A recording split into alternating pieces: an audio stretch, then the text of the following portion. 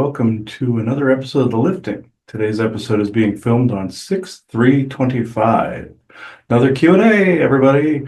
So this is how many questions we are getting. So this is why we're pumping these out like a factory. So I now open this circle within true benevolence and no conflicting agendas as of this moment in time. So, Joanna? We are all one, and when one is harmed, all are harmed. When one is helped, all are helped. Therefore, in the name of who I am, and I am one with all there is, that only the highest good be done. We pray for you, your friends, your family, your loved ones to let healing energies in. Let them love you, let them nourish you, and let them bring you to your highest good. We ask for benevolence now to come in with no conflicting agenda so that we may have this conversation in great understanding. And we ask for malevolent or mischievous beings to be swept away right now so that we may have this conversation in peace. And with that, and with great blessings that we always send your way, we say so be it. And so be it. Now we have an affirmation and blessing. To say that the stars shine is highly inaccurate. To say we do and that we reflect our light out into the cosmos is indeed the way of creation. That would be from Stephen Hawking. So I thought that was actually interesting. So we'll just get right to it. First question. For us these days, wheat and bread is a bit of a controversy. Wheat and its symbolism is hard to understand, but it is perhaps mainly a control through food type of thing. What about other peoples and galactics? Do they eat bread? What is their view of wheat and similar grains? Okay, this one was by Vesa. So the symbolism of wheat is that of vitality and abundance, but this is also why it was and/or had been so abused, so compromised. Do we eat wheat? Yes and no. Yes, because we have our very own versions of it, and no, not your messed up version.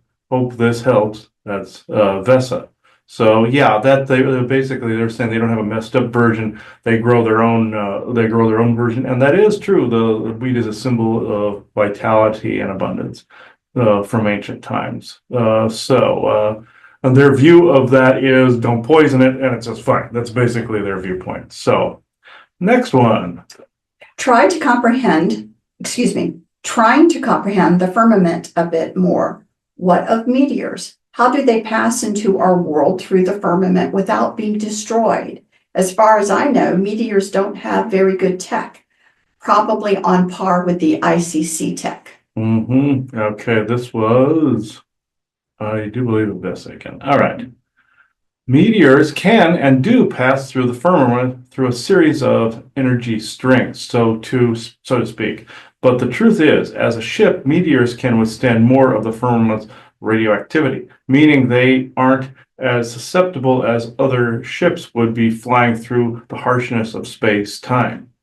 Even some have crashed here straight from the times in which the explosion of Asgard took place in roughly 500,000 of your years ago. Hope this helps. That was from Vesa. Now, the ICC do mine the asteroid belt. They do hollow out some, and they have let a few in to do some crashes down here. Other galactics will let ships crash down here so people can back engineer them as well, getting on high enough mountains so people earn kind of the right to get to them, essentially. Kind of like in Skyrim where the dragon walls are all up in the mountains and you have to get to them, and the Greybeards tell you have to. That's how to endure, basically, is to getting character. That's how the Galactics do it. With ICC, they would rather withhold everything, hoard everything in the asteroid belt, haul them out for ships, have slaves do it, etc. And they would much rather be content with that. Now, with the firmament, they are far more resilient against the firmament. And also, if people think ships have to be pointed out there, they don't. You don't need lift. You can have orbs. You can have anti-gravitic down here with that. So, yeah, they could easily even take a meteorite and bring it down here to Earth to mine it. So, hope that answers the question. I will move on to the next one. I was reading that San Luis Obispo County, my hometown in California, was the seat of a very secret and powerful. Cabal Illuminati, yeah. Okay, Cabal Illuminati order of some kind. What is the group and what is their affiliation? Likely landfill? And why do they shack up in SLO County? Is this a special spot? Landfill is another name for Enlil, just basically saying, that's fine. ISIST and landfill, that's great. Thank you. So, all right, this one was this was a Michael Jackson answer. Okay. Yes, you are correct, friend. Michael Jackson here to tell you that the satanic family that wants and still does have some holdings in this area are into some pretty sick shit. All I can say is, as to not cause either one of your sides a whole lot of blowback, is this. He's like, this family, if you can truly call them that, I define family as something else entirely, has conducted in the past and still does do nasty rituals on mostly children, but lovely young women as well. These are Kabbalistic in nature as well as very creepy sexual crimes. Very similar to what happened to me, meaning him, Jeffrey Epstein, as well as Sean P. Diddy Combs answered to them. Though most of them are now in Europe, a very small contingent stayed behind to monitor the situation. This is all that I can say on this subject for now. Anyhow, Michael Jackson. In this, though, I do believe it's a special spot, or this family would not have hoarded that particular area. They would not have hedge bedded that area. They wouldn't have used it at all if it wasn't special. Granted that you can spread out and do crimes anywhere, sexual or normal, anywhere. I'm just saying, not that you want that, I'm just saying they will bastardize these spots. I've always felt that area, as soon as this question was asked, and I saw geographically, I knew there was a particular Cabal family that was there. I cannot mention them right now until certain events come to pass in the future, if they do at all. Just know that Epstein is related to these people. And Sean P. Diddy Combs more than likely, as Michael Jackson said, answered to them in some way, shape, or form. So I am going to move on to the next one. Pizza and our cosmic stage. It's pretty damn good. Surely lots of worlds produce pizzas much like ours, right? I mean, without the backdoor nasty stuff. Perhaps they already has pizza before the Italians cemented the dish into Earth history. What pizza does Isaac like? Does Odin or Chrome like pizza? Elena, Vesa prefer pizza shop? Can Elena Vesa tell us their favorite restaurants on Lanulos? What is in Asia on the world of Lanulos? Asian people? Yeah. All right, let's see. First off, we do love pizza, but the best pizza options come from Midgard, Earth, minus the child trafficking Pizzagate shit, as well as the poisons in the food, GMOs. We do have a version out there and here, but it does not hold a candle to yours. Isaac is more into the kids' pizza at Chuck E. Cheese, which I found that hilarious when so did they. In all actuality, he loves pepperoni pizza. So do we, Elena and I. Our favorite restaurants on Lanulos are a few within Nouveau, one of which is a pizza place. Now, what is cool to you can what is cool is you can have it sent back to your room, similar to room service, but it is more limited on time constraints. Any, and I mean any restaurant Nouveau can do this, but within a few limitations. Less food, but more convenient as far as delivery goes. Small portals the size of a tennis ball can send food through, like the Starship Andromeda could be sent through hyperjump space, shrinking small, then ending up on the other side large again. Go watch that show, you'll know what I mean. Are there Asian people here? Some. There are a few Untumban types here that stick to their own area, kind of like a Chinatown sort of situation, or Japantown, or like a sushi place or something like that. As for if Kreerum or Chrome, as for if Chrome and or Odin like pizza, Chrome is mostly a vegetarian, but does eat breads, does eat breads and meats on occasion. And Odin is the exact opposite. Roast pig boar slathered in mead and honey, along with tall glasses of mead, grog. Now, pizza-wise, he would be more inclined to put one of everything on it, including wild pig boar. The entire thing, if only he could. If he only could, excuse me. Ha, this is what I know so far, Vesa. And that is true. Think of like the whole mead hall type of thing. That's Odin. And Chrome is the opposite of that. You would expect it be similar because of the Chrome Conan connection there, but it's not quite the same. His is more magic, metallurgy element Titan. And so I'll move on to the next one here. Next one. Was the dating of the Bosnian pyramids accurate, circa 26,000 years ago? Or was this area built by colonists 65 million years ago, as Chrome has mentioned in the 527 Q&A? And why did they choose to make those structures? It was mentioned that there was an old energy collector underneath and in another frequency, but is there anything else under those hills waiting to be discovered? Or has it already been long since looted out by advanced groups? All right, Chrome here to answer this question. Both, and I mean both explanations are true. One structure built upon the other in a seemingly unending cycle. 65 million years ago, the great seeding took place. Then later, more structures, then eventually. The energy collector, then fast forward to now. The area has also been long since looted by savages, a joke, but also not a joke. Both human as well as galactic sources have looted a lot over the centuries. That is all for now. Blessings to you all, including the young man who asked this question, Chrome.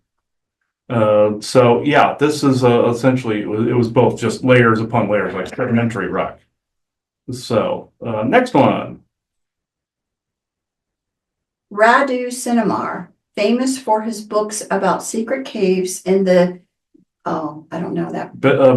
Buseji, I believe it is. Buseji Mountains of Romania. I have read most of these.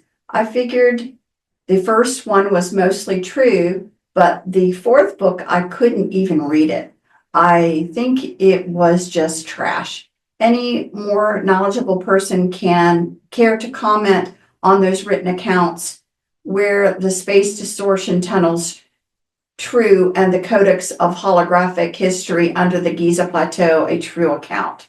Okay, this one went on a minute. Okay, this was by Range 4 Harry actually answered this one. So it is because he was told to add more and more yield-based shit into his books. The space distortion tunnels and the Codex of Holographic History under the Giza Plateau are true to within a particular degree. For one, some, and I mean some of what he said was true, and some is yield. The idea is true, but has long since been diminished by time. Some of the information given to him, as well as Edgar Casey, was both from a multitude of timelines and dimensional spaces, but also had an air of overbearance to them, meaning they stunk of both narrative and of truth, meaning also that overbearance means unbalanced and or too much of one part of the true information is being used, overshadowing the rest of the information, of which is of equal and or greater importance, over complexifying details when they should be kept simple. Get it now? It pisses me off as a point of fact, and he was quite perturbed about that. Peace out, Range 4 Harry. He doesn't seem to hold back or not name drop. I've asked him multiple times not to name drop on stuff, but since the question was asked, he came in and did this. He seems to be fairly direct in areas that he's one of Isaac's people. Charles J. Hall and the Tall Whites, that's the Range 4 Harry we're referring to. So not to dump on the author, but he is correct on most things where there's a stink of narrative, and there is truth in there as well. So let me see here. We'll go on to the next one. I have been using shungite chunks in my drinking water jar for a long time. When I make ice cubes with this water, the resulting cubes release lots of weird particles into the drink, and they float on top like some gross island. When I use the bottled water without shungite, same water source, the ice cubes do not release particles into the drink. Why and what the fuck? It's gross. Okay, yeah, this is interesting. This had to do with contaminants in the water. So, Elena here, it is because the shungite is clashing with the chems in the water and then presenting them to you in their all their grossness. Gross, huh? It will reflect back any problems, both in energy and body, as well as environmental. Hope this helps. That's actually true. Shungite will do this energetically as well as chemically. I have put shungite in water where it has dredged up junk from the depths. And if you would freeze some of the water, have an ice cube, it would do something like this. I have seen shungite do this. It's basically doing its job. So is what it's doing. It's trying to purify the water and the energy. And that's what you're seeing. You're seeing the chemming. This just shows how much crap is in the water. But I also found out something interesting I'll add to this. I found out the bottled water is actually worse than the tap because of the microplastics. So, I found out they don't think people are paying attention to the tap anymore. They're getting mostly the bottle because they anchored most of the contaminants to the tap in the beginning. They pendulum swung it over to the bottle, hoping it'll down a bunch of microplastics and actually fry your brain with that. So tap is fine, put shungite in it. That's what we do for our tea.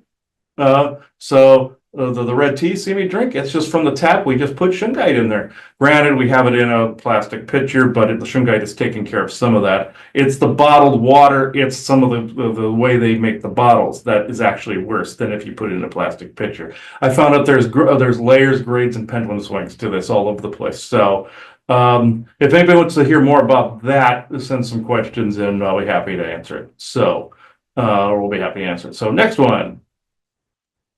A dogman spoke telepathically with a man in his home. According to the dogman, humans were really lifeless or had no energy, or so he was taught, more like drone beings. He said he came from a different world, a dogman world dimension, which was much more colorful than ours, with a full society and governmental structure of dogmen.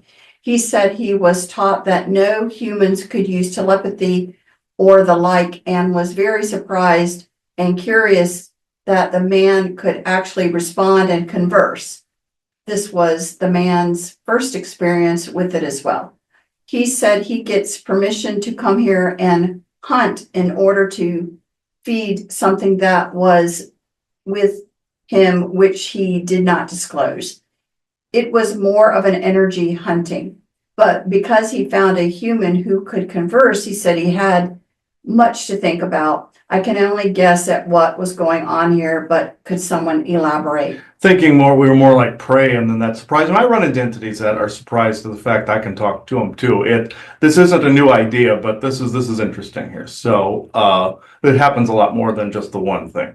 Elena here, yes, this did happen, but the only time that a being is surprised by human telepathy is when they have never been here before. With that, he was taught that humans were nearly lifeless. Some are special like that. Next question. I do actually, I've encountered this before. I've encountered from insectoid to Nordic to anybody. They're like, you can talk this way?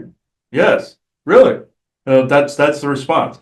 And they're like, And so just like with this dogman, they have to go back and process this and go, wait a minute, we've been doing things to them.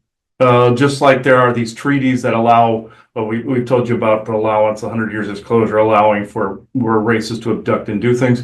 So most are told by some of those, the ICC and the rest, that some are a special lot down here too. That's what she was hinting at as well. I won't go too far into that. It would take too damn long, and we're doing the presentation at the conference this year.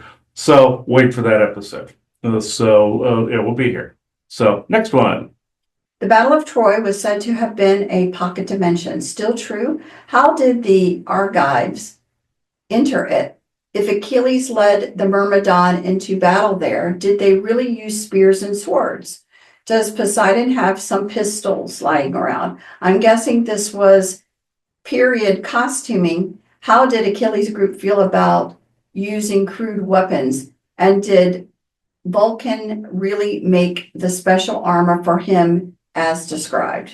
This is all still question here. I just, there. Oh, okay.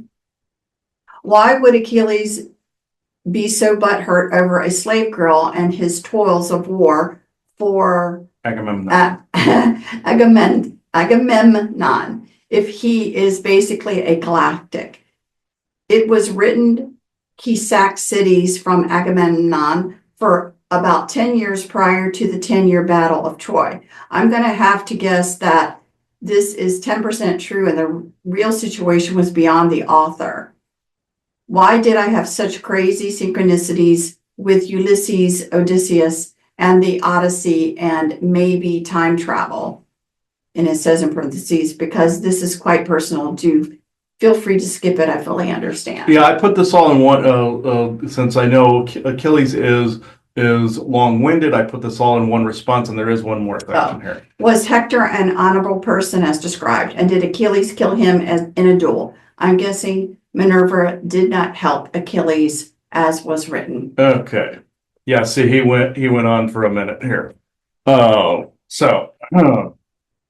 will answer all of these questions within a single answer. The Argives entered another dimension through conditioning, whereas their molecular structure was slightly altered to withstand both the pressure changes as well as frequency changes. My armor and weapons were and still are all magic and technology rolled into one.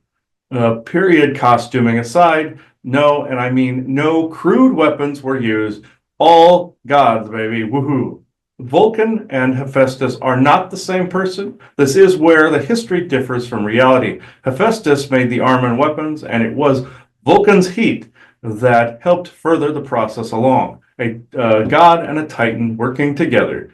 What I did for Agamemnon was work as a private contractor, or privateer is actually more like it, though it was not for sacking other kingdoms. This is how Homer interpreted it. But I must state this for the record that there were times that I was a sellsword. Well, okay, a few kingdoms, but not as many as Homer made it sound. Anyway, you had with Ulysses, Odysseus, and the Odyssey, you had synchronicities with Ulysses, Odysseus, and Odyssey because you, my boy, were there. Aha. You served with Odysseus as a member of his court after my father tested his mettle and mental. More shall come. Minerva did nothing. I beat Hector all on my very own. Did I kill him? Yes, but was he honorable? Were any of us? The answer straight up is yes and no. This is all I can say and will say about this for now. Anyway, Achilles. And I do want to point out something, and I'm going to say his this answer that Michael Jackson inserted in this. I found this banter back and forth hilarious because I had just been doing a Q&A with a friend of ours with Michael Jackson. That simultaneously I was doing this one, and the two parties clashed here. So I have been pointing out that Achilles has only told partial truths about his roles in our history. He sacked, he killed, he fucked, he ran. But is he a full liar? No. But he is prone to hyperbole, Michael Jackson. So, like any storytelling, and every time he would say something in that big answer, like when he said, well, I didn't sack this, but this, and he's like, no, lying, hyperbole. This is what I was hearing during that. I found that banter hilarious, actually. So, yeah. Next one. Ambrosia. Okay, wow. So a person like us could eat this and become like super connected to the overall library for a short time, such as ascension in energy is said to be lethal. Was something like this done to Father Mort? And of course, What the fuck is ambrosia? I suppose some form of psychedelic? Father Mort, or Father Mort, meaning Gabriel Mort is who he was referring to there. And I don't believe so. I believe he was genuinely in spirit. So it seems like it would be. It seems if something changes in that response to that answer, I will let people know to that. So maybe that's something that can be asked the guests today. So, okay, this one is from Achilles. Okay, of course it's Achilles. Okay. Okay, think of ambrosia this way. Remember what I said about being conditioned? It is essentially gene therapy that temporarily alters the base foundation of your basic mitochondrial DNA, making for a very short period of time that you have different parents, or even multiple sets of parents, so that you then already have the genes necessary to enter Asgard, or wherever you wish to go outside of Midgard. Think galactic Robitussin and or a cure-all, not adrenochrome, just saying. Can it be a psychedelic? Yes, if that person's body cannot handle the conversion properly. They don't die in agony like the failed trial of the grasses, which are taught, but they do become very stupid as a result. Chris just asked me, how do they become stupid as a result? Whereas I'm answering, they do because of a complete and utter regression of the brain into a more caveman state. Not that they were stupid, they had much larger brains than regular humans. It is just that they had a far less mental pathways. As a result, an intelligence regression takes place if and or when ambrosia fails to work correctly. That is all for now. Haha. That is Achilles. This actually makes quite a bit of sense. The whole thing with the trial of the grasses was in the Witcher book series, games, all of this. What this refers to is when they were making their Witcher super soldiers. This is an actual technique where they have to go through this conversion. And it's opening the genes up to putting the mutagens and or alterations into the genes. So this is how they create super soldiers, nano converted or not. And the nanites actually help with hold some of the conversions together like training wheels in a way, or beef them up like Hercules. In this, I just heard that fits the comparison. With this though, they said in both the books and the game that Witcher 3 Game of the Year edition Wild Hunt, they stated that some of these children died in agony when the trial of grass didn't work, or they became emotionless or stupid. They basically became retarded at that point, or kind of weird autistic, or kind of a Down syndrome type thing happened. This is he told me that was 100% true the way that was depicted in that series. This also ambrosia is essentially you eat this and it would cause that conversion. Essentially, if your body couldn't take it and it wore off, you became stupid. Very much like in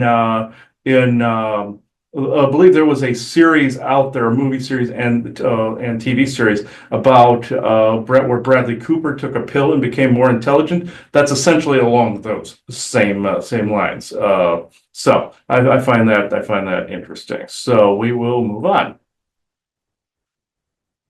To clear worms out of the gut, how much baking soda and for how long? Okay, this was from Thorsten. He answers the medical stuff. So Thorsten here to say that 1 teaspoon of baking soda in a coffee mug full to the brim with water each day for a couple of weeks should purge any worms, even of varying sizes and shapes. All right, and there was another follow-up on this. You can just go, this is the question here, another one. What do the Galactics have to say about fasting as a method of detox and for meditation? I just did an 8-day fast. Doesn't really feel any different other than a bit hungry from time to time. Okay, before I read that, I was just reminded the movie was called Limitless, by the way, and the series. So, okay, next answer here. Thorsten here. This actually helps over much time. Doing this from time to time to detox that which a lot of time to accumulate in your system. It basically saying it took a while. It's got to take a while. Repetitious fastings at least once every 3 to 6 month intervals over a few year period should help you out with desired results in the end. Thorsten. And I heard in the background Thorsten ragging on me, basically saying, not that the raging fat ass will actually do it. So thank you. Appreciate it. All right. I'm not doing an 8-day fast, No, he's pointing to me. but I'm just saying I'm not either. Okay. And Isaac, yeah, thanks. Okay, let's see. I just saw that. Not that'll do it. Okay. All right. This was just a response by Michael Jackson doing this off here. I find this very interesting. He wanted to cap off the whole thing because he was touching on the Achilles thing again, which I found funny, actually. There was no question, it was just a comment. So Michael Jackson here to end off this Q&A. Since this episode was worked simultaneously to the previous episode, Chris here bounces back and forth between ideas, eras, beings, and true benevolent spirit. Because of this, I watched as Achilles answered his question.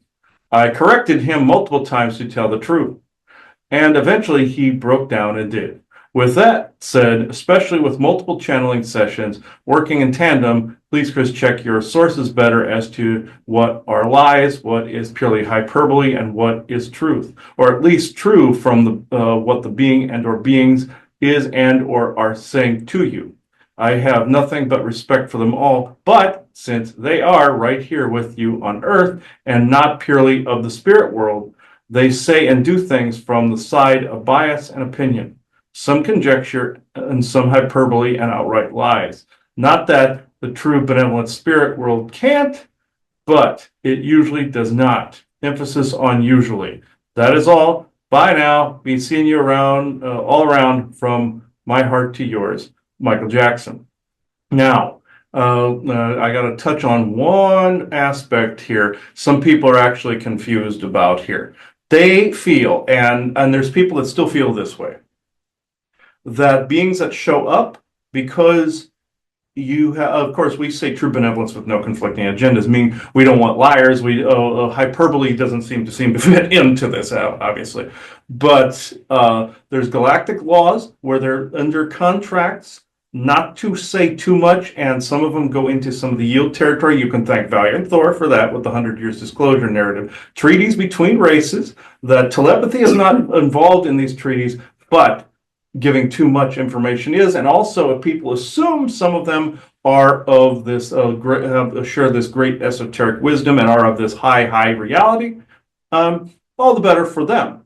There are different dimensions, but it does not mean that a faster moving or higher dimension and slower moving ones won't have bad guys in both. You could have a Draco in an encounter suit looking down on through via a set of layers of dimensions, and they could cause you problems here. And people think faster moving, oh my God, they have to be good. No, there is no rule in there that says this. This was New Age gobbledygook that stated this. They wanted you to believe that higher being, lower being. It's like Star Trek, folks, even though you have dimensional layers in there. I just wanted to basically state that. And the encounter suits, that phrase was made famous by J. Michael Straczynski, the creator of Babylon 5. I've stated this before, all the beings that were of more of an energy state emptied themselves into these suits, and even other beings that couldn't handle our toxins and that stayed in their own environment on the station, like the insectoids were amongst fog. The Vorlons, Kosh was famous for helping Sheridan out at one point, leaving his suit. All people saw were their own deities or their own beings they worshiped, from Jesus, Buddha, whatever the ones on other planets were, etc. When he was saving Sheridan from falling, he was like a big angel-like figure. Some people saw that. It was the vibration that people couldn't comprehend or encode and decode. He saves him, gets back in his suit. Sheridan says, thank you. He says, too many people were looking at me. I have to go rest. Meaning entanglement. This is why the suits are there.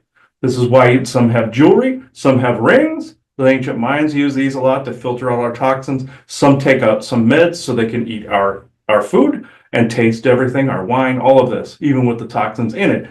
Midgardian bindings, curses, contracts, that's more in vampire territory. Whereas some beings will regurgitate through our system.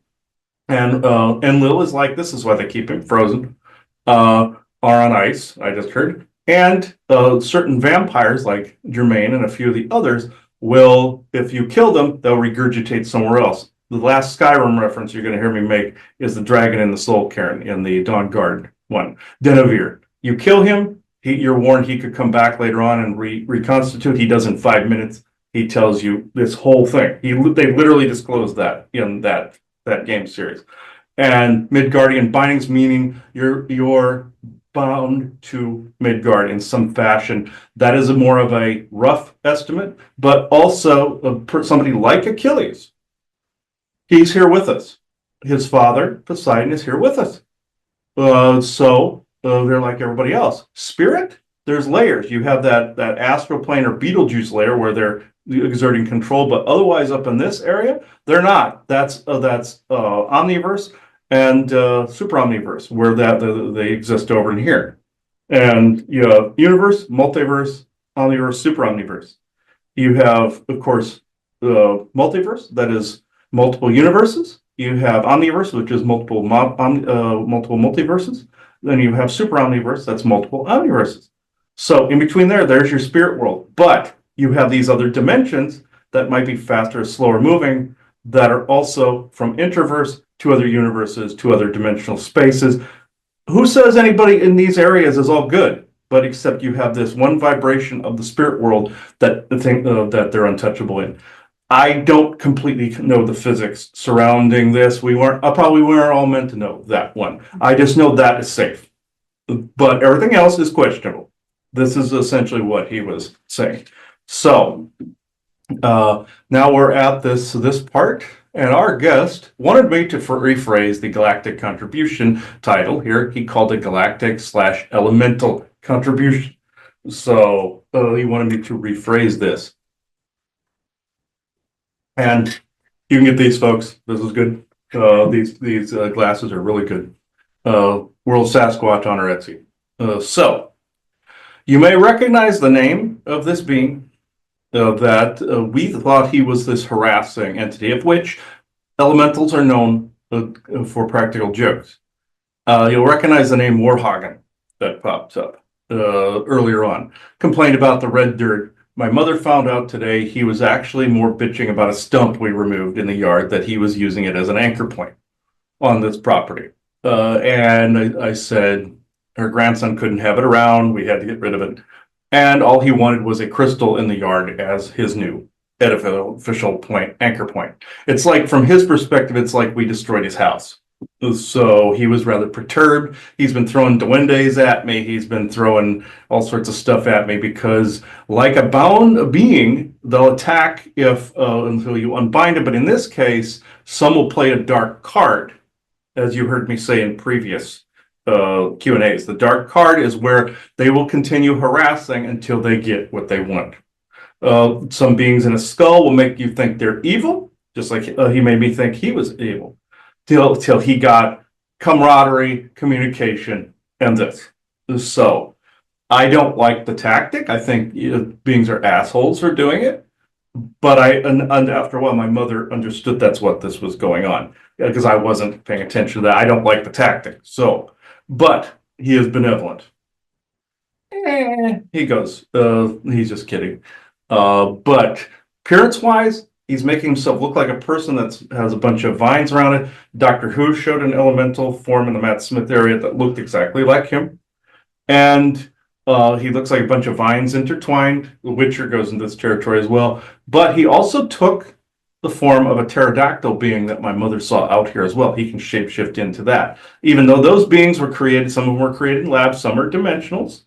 But in this case, this was Warhagen taking that form. He can show anything. Some Sasquatch and Anakim can do a similar move. Chrome can as well. Odin also uses his ravens to communicate as well. So, Warhagen, you were very impatient today. Ragged on me until we started this Q&A, so here you go. He even had me put some more of the red dirt out and made him a little corner by a tree out here. He goes, train the child not to touch it. Okay, so he's like this. So, all right. Am I meaning the 3-year-old? Maybe. Okay, you can just come here. Okay. So elementals will raise the blood pressure quite a bit too. So they ooh, okay. Wonder why my blood pressure was going up a minute. All right. Hmm. Through the crystal.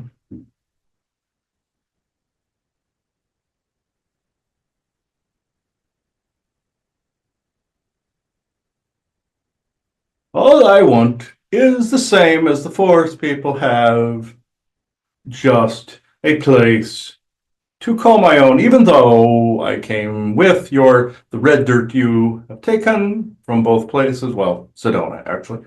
I just wanted to be more acknowledged as a member of the pack, let's just say. Um, and I like old tree stumps. I wanted to move anyway, so that's not really the big deal, I suppose. But the tree stump, the reason he found insects and all this other stuff in it, and the squirrels one day that were taking the edifice off the tree stump and tried to bury it under the tree stump. That's your Elena Invest's edifice out there, is because I was the one doing it. Because I wanted the stump. Even though Grimpa gnomes and leprechauns create their little houses inside a dimensional portion of the tree in its heart or portal area underneath in a different frequency, their little Yoda huts.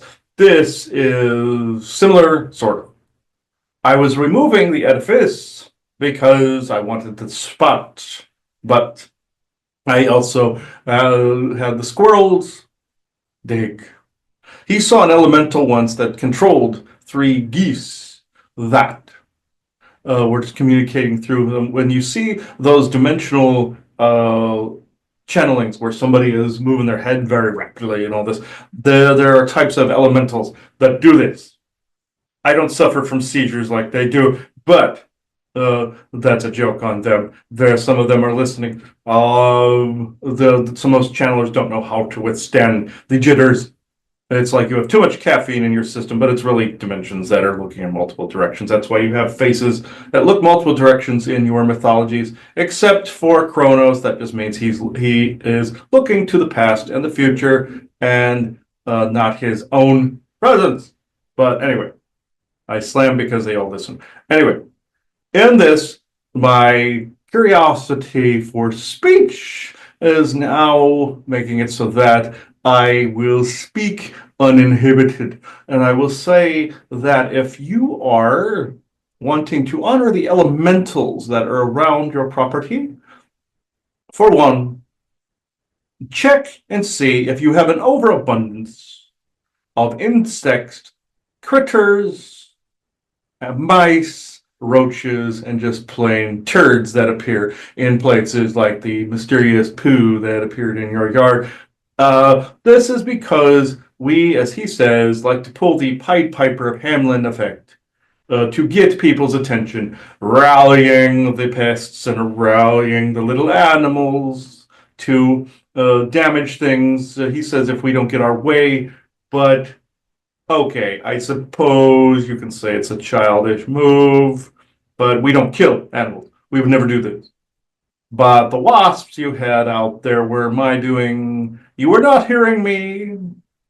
You were not honoring the position of the true elemental, you would call it. So I just made it so the elements were in your face. We do this to people. It may seem harsh, but you must honor nature. Use no poison. Use no your raids, nor roundups, nor your Ben Orkfoyle would say this as well. He's far more lenient than I sort of, maybe not. They pull a similar thing, the Dakek people do. We don't actually have a people name per se. It is more like it's just more like elemental as your people gave us the name, but you wouldn't be able to pronounce it. It's more akin to earth, air, wind, and fire, or earth, air, water, and fire kind of thing. It's more of a nature. We're not necessarily a concept form. We are a race, just know that you would not be able to pronounce the name that we have. Nor would you wouldn't, not offense to human brains, you wouldn't be able to conceive of the concept that goes with it, kind of like your Skyrim dragon language, where you have to become the word in the word wall and you have to comprehend it, kind of thing. Our language, our essence you would have to comprehend and become the name to actually understand the name. Yes, it comes through in quantum, what you call quantum light language, but it is more of a transformative, kind of like a spell or an incantation, invoking, revoking, kind of all in one. You would have, or an audit or word, you would have to understand and become the concept, if this makes sense. In the future, humans may be able to comprehend such things, but just know on your property, if anything else, do not lay down poisons and do not cut down things that you know not what live there. Do not dishonor the earth, or do not, if you have to get rid of pests, use natural tools to do this. If you have an overabundance of critters, this usually means you've pissed off an elemental. They can be your friends and allies and defend your territory against others that would pipe piper crap into them. Notice these effects and notice that somebody has been butthurt or perturbed. I cannot speak for the rest of my kind. I can speak for myself when I say that just like when you removed that rock from your Arizona that time and had to put it back, and you had native spirits that were kind of up your bunghole. Elementals are the same way. You rub them the wrong way, and they don't have an edifice like they did in the past.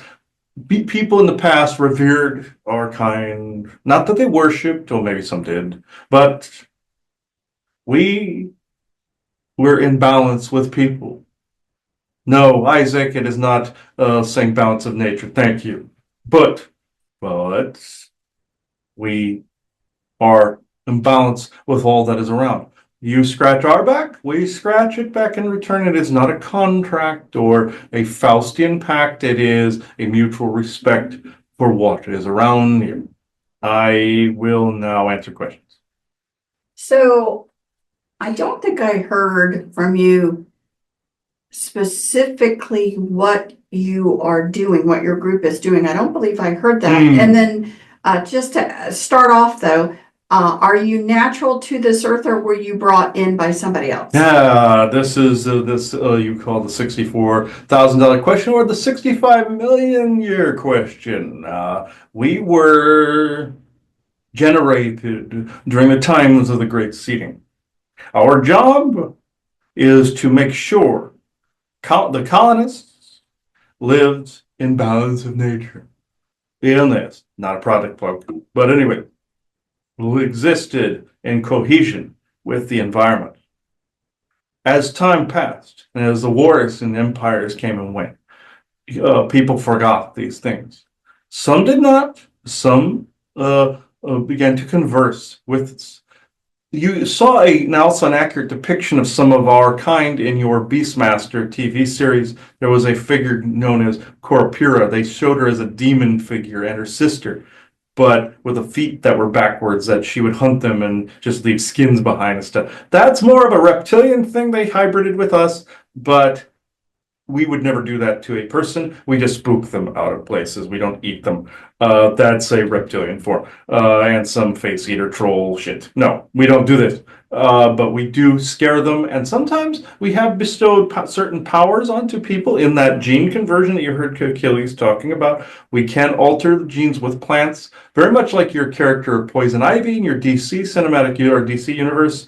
Or DC Cinematic Universe, where in comic universe where she was altered by some tree spray and she became part elemental. There was also another elemental type that I have to talk about, your primordial You call them plant demons, or you call them Venus flytrap demons, and there's some ocean variant in there as well. These are all primordial earth elements that the Orions and Anunnaki, your Enki and Lil and Anu are equally as guilty of this, saving shit in a jar to use later. And then the Orions get a hold of it and infect neighborhoods with these big spores, big seeds, all of these, you call them tar water demons, all this other stuff. At the time they were on Earth, certain pine pitches didn't exist. Later on, certain things did evolve as the Earth changed. But what our job again was to keep things in balance. Ben Ortfoil's people said something similar. Ours was more, think of like an enforcement. You ran into another variation of one of us. He called himself Ray. He said he was more like an enforcer. Ray was one of ours, as was his mate Lourdes. So this is very similar. She was more of a green lady, and you have the green men, green men mythology and stuff. You would see that as us, or tree beard. You would see that as us. We've taken that form. We take a human-like form to be able to interact with people. That's not how we look. And the old man beard, people wanted something that related more to themselves, so they created the images of green men based on what we were trying to show them. Grandfather tree, man in the mountain kind of thing. Man of wisdom, like up on high, even though that was Enlil that created that persona, the old man in the throne. People revered the old bearded wizard like a Merlin figure, so why not? In this, like the Ents in your Lord of the Rings. Now, they're kind of like a nature enforcer, and you saw even the trees in that would grab the orcs. That's actually true from your primordial Earth. That's also true of the times the Neanderthals tried to go after humans, and they were grabbed in similar ways by us and by trees. With that, where in your Two Towers, where Lord of the Rings Two Towers, there are two towers where the trees consumed the orcs that were escaping. You see, that was true. Very much like your Lord of the Rings is the fight with the Tuatha De Danann and Fomorian wizards and the humans in between, and the War of the Ring. That's Tolkien can describe more of that at some point or other. But to answer this fully, yes, we would be more of a enforcer when humans innovations tend to go too far. And some tendencies, that is, or the non-noticing of things. Okay. So you originally were from Sedona, or have you traveled around? I traveled around, but originally in the Sedona area. I grew weary of some of the dirt, but I came with the red dirt and attempted to converse with you guys, but from my perspective, I was being ignored and or thought a fraud by him. He thought I was more in the demonic pile at first. Tried to basically argue with me over ownership of the red dirt and whether it was forest people giving permission or ourselves. I tried to explain we were part of the equation, etc., etc. And but in the end, all I wanted, I was playing the dark card, but at the same time, all I wanted was this form of camaraderie and the respect and reverence that the forest people have received. Because some people go to them as the wise old man in the mountain, the big, hairy, apish person that has esoteric wisdom in this. So I say this because they, yes, do they have a lot to offer? Of course, I'm not going to slam them because they are listening to me.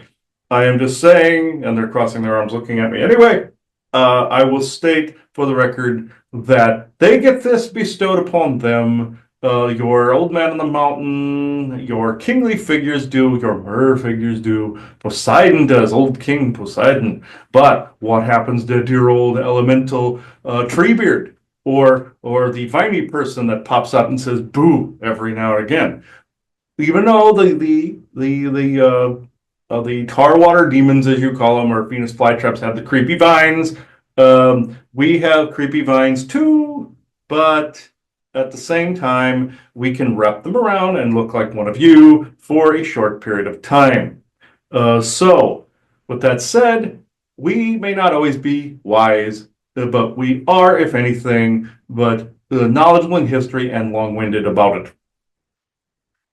Well, thank you for that. I mean, if you were human, I would be saying you're having a green-eyed monster moment of jealousy. Yes, and we are essentially the rings of a tree that can tell people a lot of wisdom. Yes, can the forest people. They're like you, though. We're not like you, so therefore we have a different perspective. So yes, green-eyed monster. Okay, everybody can have their moment. It's okay. I think. No, Isaac, it is not a bitch fest moment. Thank you. Well, it kind of is, but I do say the interesting thing, I hope, I guess I should say, that people are trying to become more wise of the importance of nature. And I'm hoping the cities of the future will actually incorporate it more and bring it more into, to keep it more around them more than just completely clearing a flat land and no trees, no earth. This will change eventually. We will have a hand in this. This is part of our job anyway. Exactly. So I would say on a positive note that there is a much more reverence and understanding of it all heading our way as people are trying to find themselves again through all this muck that we have been through. So I find that interesting. So for those listening that would like to have a more positive elemental experience around their home, or to feel the camaraderie of the elementals, what would your suggestions be? Camaraderie with the elementals is do not take too much, do not do too little, meaning do not overexceed your taking from nature. Do not let death accumulate either. Even though the Dakic people and Ben Orkfoil's people say they take care of this, other fairy types will bitch that you have rotting things. We do as well, even though some of us are in the legends are known for being around boggy swamps and rotting things. That's somebody else, by the way. One that has the swamp fetish, let's just say, the swamp creatures and swamp people, let's say. Some dogmen, I'm looking at you. But anyway, we have seen you in the depths of the swamps like a Wookiee, which swamp dweller, swamp people, Wagki, in this. So, and they also listen because we tend to annoy the hell out of them too, and they don't always like this. Now, the way you form a relationship with us is show patience, show resilience, and show that you see the sign. If you have, like I said, an infestation, chances are you've perturbed an elemental through spell magic. They even showed in your Smallville series where someone used kryptonite to control bees and control locusts and bugs, like in your biblical 9 Plagues of Egypt. Even though some of that was theatrical, some of it was elemental magic, and that was Enlil's bastardization of theatrics. In this, we're quite capable of driving a horde of locusts. Thank you. Some of it is your government using frequency toning as well to try to cull an area. They will decay an area through plagues of locusts. They will call it, oh, this is like a biblical plague of biblical proportions. When you hear this crapola, it's not us.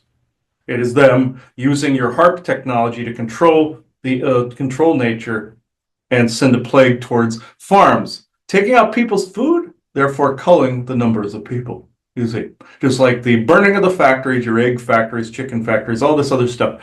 And just like your early explorers would kill the buffalo or kill like the Navajos, food sources, and so they would all have to go to reservations. Your Plains Indians, same way. Your Dance as a Wolf described this quite well.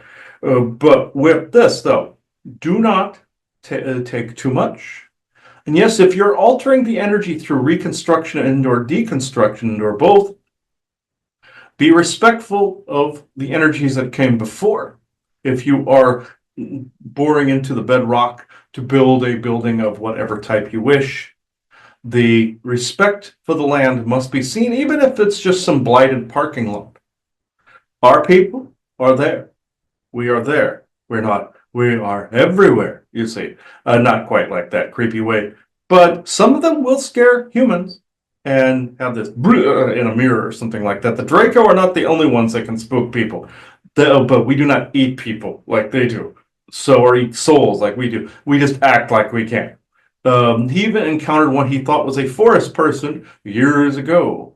That he was more receptive to forest people, so therefore this is what was shown. Again, bearded, a couple bearded-looking elemental-esque types. Some were Crumb size, some were the size of a forest person or myself, who is roughly, if you saw me, I'm 15 feet or greater in a humanoid-like shell when I take that shell. It's as small as I can get packed into your tinier forms. If I spread out, you wouldn't see that form. You would just see the ground rippling and moving. And in a creepy horror movie, Evil Dead sort of way, like the cabin in the woods with the vines and all that stuff, minus the theatrics, or not. But there was an elemental in his Fletcher apartment, links at Lincoln, that he encountered by the name of Dunasha. And Dunasha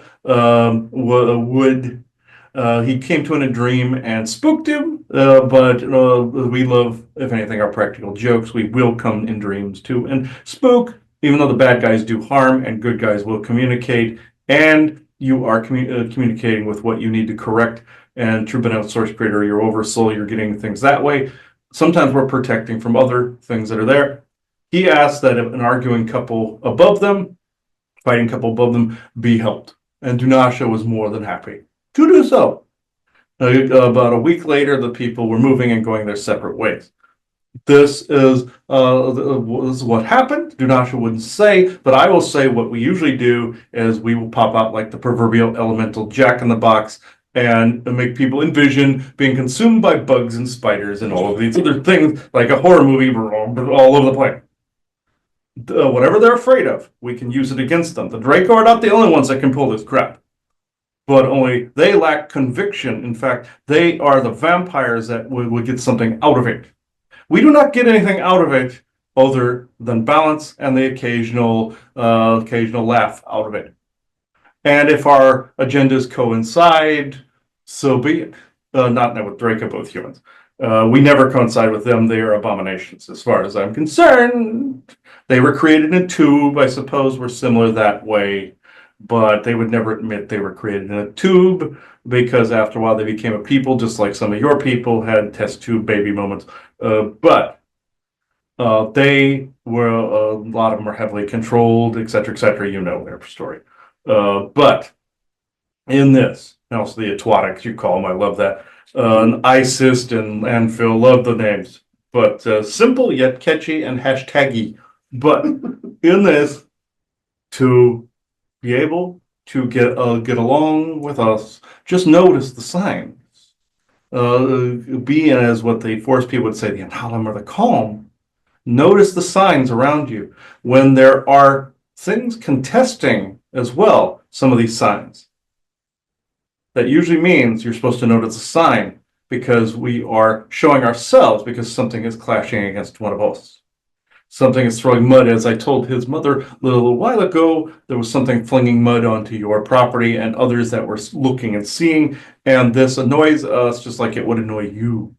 But only, no offense to yourselves, human power in certain areas, especially shape-shifting and whatnot, is limited while you're in this husk.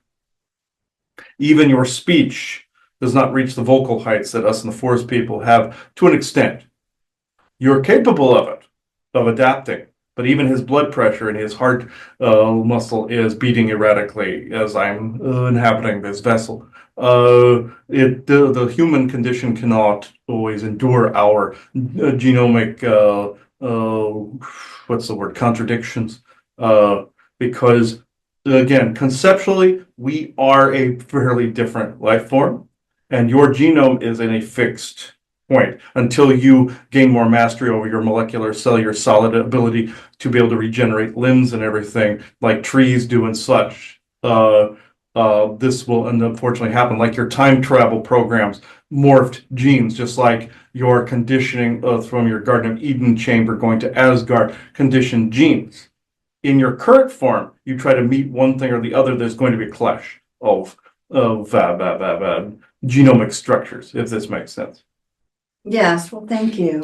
And I think we should probably then, because of Chris's genomic structure, let's close this down for today. So any words of wisdom to end us off with?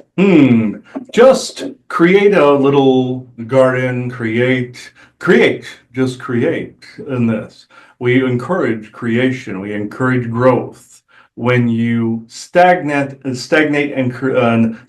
energies, the brownies complain the loudest, and they throw the most garbage, like you would see in the stockade, where people in the stockade would have vegetables and fruits and bread and thrown at them. They complain the loudest. The Mer complain the loudest about pollution. The elementals, like myself, complain the loudest with people that do not have reverence for nature, and when they know better, just like when he was getting rid of the wasps. He was swatting at him one time, and I appeared to him to scare the crap out of him because he knew that there were other ways, kinder ways of dealing with things of this nature. Sometimes it's more of a test, you see, even though you don't like and people don't like these terms. Just know we have a different operating system, modus operandi, than you, but we have mutually beneficial agendas that we can all get along. Can't we all just get along, as you would say? Instead of beating nature down, you can be at one with it. Even though I was joking with him earlier about his choice of images of Pele, let's say, she's actually quite proud of the way she looks, and we thought it was fascinating. Anyway, we find the more of the female form kind of fascinating, not in a sacred feminine way, but with no offense to guys, with they're just more pleasant to look at. Our ladies would think a little differently, but anyway, we're like you that have different genders. In any rate. A female elemental just told me, Lourdes just told me, yes, well, we're the same as you in that way, where we have male and female. Where humans are like this. Any variation in there is more of a weird mutation, or I'm not saying gay or anything like that. That's normal. Any other weird mutation, you've been tampered with, let's just put it that way, and have no filter to dimensions. I just wanted to put it that way. So I will leave everyone to this. Do you have any further questions for me? Not at all. Okay. All right. Just know I will surface periodically, and excuse the dark card. Some beings operate this way, and humans don't always comprehend as to the why. They think it's a demon on their property, and they love to call in Jesus, but in this way, I honestly don't give a crap. We're not demons. You don't need to call him in. We're cool. Thank you. Bye. All right. So, yeah, that is rough on the heart, actually. I encountered another a female elemental a while back by the name of Starchura, and she always, I thought I was being attacked because the blood pressure was all getting all screwy and the heart was going all screwy. She goes, no, our genetic makeups are vastly different. That was another elemental that we encountered. No big king elemental here like Hyperion, meaning the tree in California. He turned into he's actually a Titan. He's not necessarily elemental, they're saying. So there's a lot of them here, actually. There's several of them here. I'm seeing a couple female ones and male ones that are going so yeah. Galactics are not the only ones that can speak. So they're saying. So we have many shapes, sizes, colors, and just plain molecular level, spore level, and don't you forget where we are nature. Okay, all right, yeah. There's several personalities of several of them that are out there. I can't even name. I know all of these. They're short, tall, all of it. Thank you, guys. Thank you for the audience. Okay, we're done. Okay, so and when they talk, if they make human eyeball looking, looking like with the vines and everything, and they move the eyebrows every time they have an idea. They do this. So like they're like, well, we don't know how to move like you do. Okay, so And Isaac goes, they're weirdos. That's why they've been around us for millions of years and they don't know how we all move. Weirdo. Okay. Meaning they don't pay attention. Okay. So yeah. Okay. Now we can stop that. Okay. But, I thought this was a very interesting episode. Joanna, do you have anything else to add? No. Okay. And also watch for also some of the signs you might be near an elemental that might be genetically incompatible that's causing some of this. Look for all the things that are happening. There's an overabundance of like animals doing things to your property and stuff. Chances are you either have a curse put on you or you have an elemental or you have all of it. We've been getting fairy ring curses, things of that nature, and other fairies like we were talking about in a previous episode. Orlog mentioned that some of them just didn't know how to converse humans that way. They had to have a directive. This is the other way around where they're asking you to please notice a sign that they're asking that there be mutually beneficial camaraderie and or agenda in there somewhere, or respect is what they're saying. Similar but different. I now close this circle within true benevolence and no conflicting agendas as of this moment in time. So thank you, everybody. Bye-bye now.